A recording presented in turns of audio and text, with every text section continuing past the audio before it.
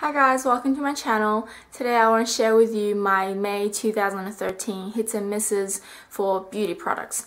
Let's start off with the hit products then. First of all, I want to introduce you this Dr. G Hydra Intense Blemish Balm, and it has SPF 30 PA++. I really like this BB cream, and I think that it hasn't been talked about enough in the BB cream world because I've heard a lot of YouTubers talking about, you know, Skin 79, Misha, and this and that, but this product I actually just stumbled across, and this BB cream I really love, especially for colder seasons like what we're having right now in Melbourne. It's been fairly chilly here in Australia, so having this BB cream has really compressed my makeup routine. Actually helped me to skip the priming process, so instead of using your daily moisturizer, primer, and then foundation, I'll pretty much just use a toner and some moisturizer and go straight to this BB cream. It's really easy to apply, it's very moisturizing, but it's not greasy. I'm a combination to oily skin, so I really can't take products with formulas that's too overwhelmingly moisturizing. Just show you guys how it goes. This BB cream is so easy to blend, hence saving so much time on trying to make your base makeup blend properly. And it feels just like a moisturizer, so I think it's a great formula because it combines the Western BB cream as well as the Eastern ones. Normally Asian BB creams tend to appear really grey and it's kind of hard to push because it's very thick, but this BB cream, it just blends like a dream, and it sort of reminds me of like a mixture of your Garnier BB cream with your normal, you know, Skin 79 BB cream, a combination of the two in terms of its consistency. So I really love this product and I highly recommend it. I think it's a great product for winter and it's long lasting as well. So yeah. The next product that I want to talk about is the Revlon Lip Butter in the color 50 Berry Smoothie, which is what I'm wearing today. I really like this, or love this lip butter because it's so moisturizing and this color is so wearable for any day, any occasion. It's not too bright, it's not too sheer. It's so easy to apply because you don't need to prep your lips with a lip balm and then go with a liner and then go with a lipstick. Everything is in this little tube. And I got myself a backup one during the Chemist Warehouse half price sale for the Revlon products, and this is all I got in this tube, so I don't think it will take me long before I open my new package. Okay, let's move on to the eyes. For the eye primer, I've been loving this Etude House Look at My Eyes Icing in the color 1 Vanilla Beige, and this color is just so natural for everyday use. When I'm on the go, I tend to just use my fingers and dab a little of this product and just wipe it across my eyelid and put on some mascara, and that's pretty much it for the makeup of the day.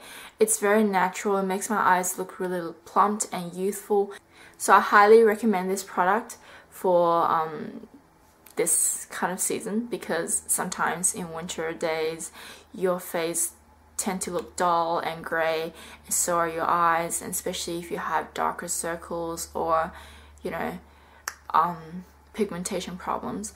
I think this is a great primer as well as an eyeshadow on its own, like a cream shadow. So yeah, it's quite affordable. I got this off eBay. Highly recommend it. The next product that I want to be talking about is the Maybelline Master Shape Eyebrow Pencil in the shade Soft Brown. I got this back when there was a half price sale in Maybelline and Revlon brands in Chemist Warehouse, and I really have been loving this eyebrow pencil because the texture is quite waxy, so if you actually put on your brows, I'm using it today actually, it helps you shape and tame your brows so that you don't have to use a separate gel after you use your brow pencil or things like that. It's really easy to use because it doesn't come out too pigmented because I already have pretty dark brows, as you can see, pretty much I just run through some sparse areas and all the hairs will be tamed down along with your using this brow pencil. And it also comes with a spoolie on the side, so you can just brush out any harsh edges if you have any, but normally I don't really have it. I just brush it out to smooth out my entire, you know, brow shape. And initially when I first got this brow pencil, I thought that it's those twist up ones, like automatic pencil ones. So I've been sitting there days and nights trying to twist up more products, and it didn't really work because it doesn't work that way. So I was thinking about, you know, ditching and chucking the bin, because I thought maybe I was bad luck enough to get a defective product and I lost my receipt, so I can't really return it. But just as about to throw this in a bin, I was thinking to myself, if I'm gonna throw it away anyway, I may as well just, like, you know, sharpen it with a sharpener. And after sharpening it, I found out that this is the way to go. You have to sharpen it. It doesn't really come up by twisting it. So the pencil is actually surrounded by this kind of semi-plasticky material. I don't know what's made out of, but it's quite it's not that hard to sharpen, but it's kind of different from your normal pencils, like brow pencils, so it doesn't come off as easily. And sometimes the content, it doesn't appear really quite sharpened unless you go so much into the product, which is a little downside to this product, because I haven't been using this for that long and already I'm down to this much. So but it's quite cheap, so I guess it's a not too bad product. Now moving on to the eyeliners, I really want to recommend some of Savvy's Soft Glide eyeliner series, and these are my favorite colors. There's gold and green that I also really enjoyed, but I couldn't really find it, so you have to do with this. These liners are super pigmented, as you can see here, and once it sets, it does not go anywhere. It's waterproof, I guess, but make sure that when you're applying it, well, before you apply the eyeliners, all your eyelids are free of those oil or powder. Make sure that it's all flat and smoothed out. I prefer to use it on its own. I don't really like to layer it upon some sort of cream shadows, because I think that would tend to wobble up the foundation of the eyeliner and maybe, you know, causing it to fade or smudge. These Savvy eyeliners are very, very affordable. I think they're usually $7.99 on its own, but sometimes there might be specials like 3 for 2 or buy one get the second one half price or things like that. Compared to Rimmel London, I think it's actually more pigmented and it's more flattering than most of Rimmel's Scandalized series, except for the nude one, which they don't really have a dupe for. All the rest are much more pigmented than Rimmel. So I highly recommend that if you're in Australia, you can get this from Priceline and local. So if you guys have time, definitely check them out. Okay, now it's time to move on with my least favorites, or the misses of this month. First of all, I want to be talking about this L'Oreal UV Perfect Daily Moisturizer. I know this moisturizer has been discontinued, but because I'm the sort of person who buys new things and don't really use it, when I found out that, you know, I haven't opened this, I started to give it a go, because in winter I haven't been using sufficient amount of SPFs. So I thought to myself, maybe I could just use this under my makeup if I'm using foundations with rarely any SPFs in it. And after I've been using this for like 3 or 4 days, I realized that having all my products constant and unchanged, I've been having this little acne or pimples, actually pimples literally breaking out all over my jawline and sometimes on my face and my forehead. And I was like, what is going on? Like, I haven't changed my diet, I haven't changed anything else. It's just this particular sunscreen that I've inserted into my makeup routine, and it's really making a big difference in my face because I can see all the spots. It's taking me forever to recover.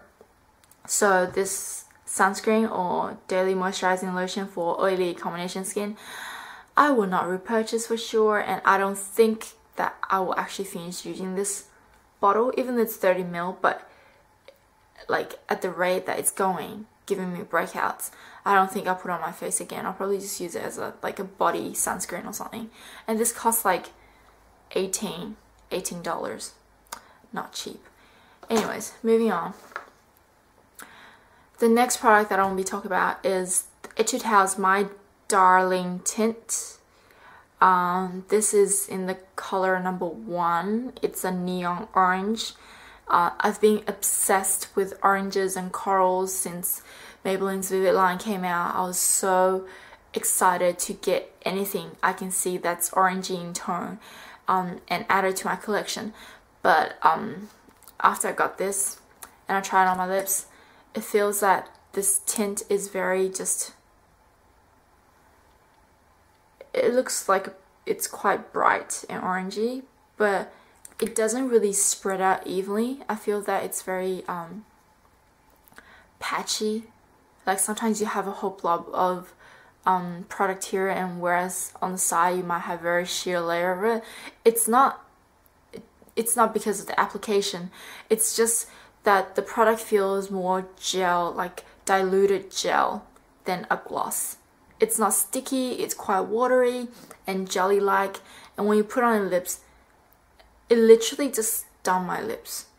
I feel that there's a tingling, stinging sensation that makes my lips feel very swollen and sort of,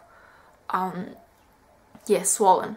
So after using like this twice, I don't want ever use it on my bare lips again, because it's not, with one coat you don't get sufficient color. 2 to 3 coats, your lips just feels really painful. So don't recommend this product. I don't know whether it's just me or the formulation of this product, but I really hated it. The next lip product that I want to be talking about is the Nivea's Lip Butter in the flavor Caramel Cream. I got this when it's first out in Woolworths, and I was so excited to try it because we've never seen Nivea having this kind of tin packaged lip butter before. And opening up, it's this gorgeous, delicious caramel smell. I really love the smell, but the quality of this lip butter is just so, and it's not that good. I don't think that it's doing the job of hydrating, because when I put it on my lips, it just feels like you have a layer of butter sitting on your lips and doing nothing until the moment that you wipe it off with a tissue or something. It's not really moisturizing enough to have my lips softened and soaked into my skin to make them feel more plumped and supple. It's just this goo that sits on your lips, and it doesn't feel like, it doesn't really feel comfortable having it sitting on your lips in the first place.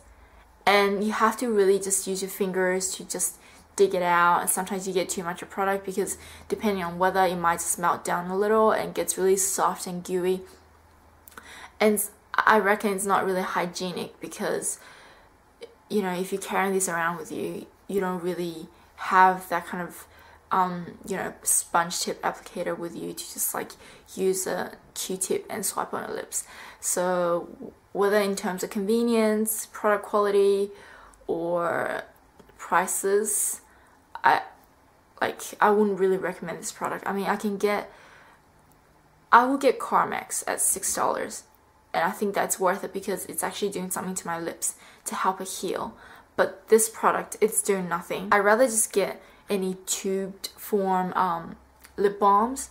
I mean, baby lips cost so cheap nowadays that I can just use baby lips instead of this. It's just a trial item, but I don't really like it, and I don't recommend anyone buying it. The last product that I want to mention is the Nivea's Soft Lips. Nivea's Lip Balm in Soft Rose, and I still have this much left, and I don't plan on using any more of it because I think there's a thing about Nivea products. It's not super moisturizing, and it comes on quite thick, so it doesn't really get absorbed into our skin. It just sits between the lines of my lips, especially when I have cracked lips in winter or colder seasons. My lips gets really dry, and this product just accentuates my lines and corners, which is not very attractive and it's not really useful. It's not what I look for in a lip balm. So this costs like $3.60 or $3.70. I'm gonna throw in the bin after this video. I'm not gonna keep it. It's crap ass. I don't want to see it ever again in my vanity. So yeah, these are the products that I really hate in the month of April and May, and mostly they're just lip products because pretty much my eye makeup and mascara, I don't really test out new brands, so it's pretty safe right now. So I hope you guys find this video helpful. If you liked the video, please give it a thumbs up and subscribe to see more in the future. I'll see you next time. Bye!